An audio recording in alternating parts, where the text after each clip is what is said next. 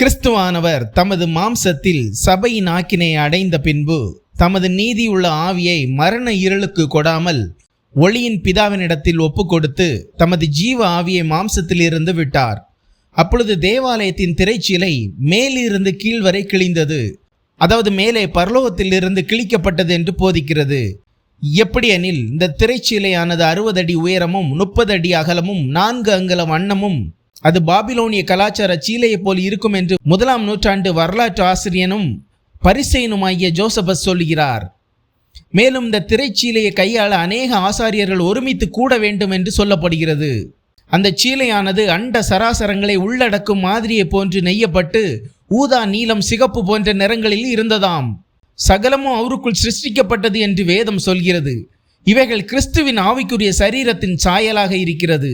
அதாவது தேவனின் சொந்த ஆவிக்குரிய சுபாவ ரூபத்தின் அறிவாக இருக்கிறது.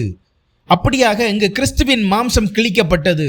ஆகவே பரலோகத்தின் ராஜாவாகிய தேவன் தமது மேல் வஸ்திரத்தை துக்கத்தில் கிழிப்பது போல் கிறிஸ்துவை கிழிக்கிறார் என்று போதிக்கிறது. தமது இருதயத்தை வெளிப்படுத்தி காட்டுகிறார்.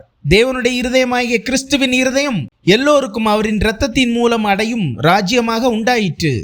நாம் பரிசுத்த ஸ்தலத்தில் பிரவேசிப்பதற்கு இயேசுவானவர் தமது மாம்சமாகிய திரையின் வழியாய் புதிதும் ஜீவனுமான மார்க்கத்தை நமக்கு உண்டு பண்ணுகிறார். ஆகவே நாம் எல்லோரும் கர்த்தருடைய மகிமையை கண்ணாடியிலே நமது சொந்த முகத்தை காண்பது போல் அவரை கண்டு ஆவியாயிருக்கிற கர்த்தரால் அந்த சாயலாகத்தானே மகிமையின் மேல் மகிமை அடைந்து மறுரூபப்படுகிறோம் என்று சொல்கிறது. கிறிஸ்துவின் கிருபை உங்கள் ஆவியுடன் கூட இருப்பதாக. ஆமேன்.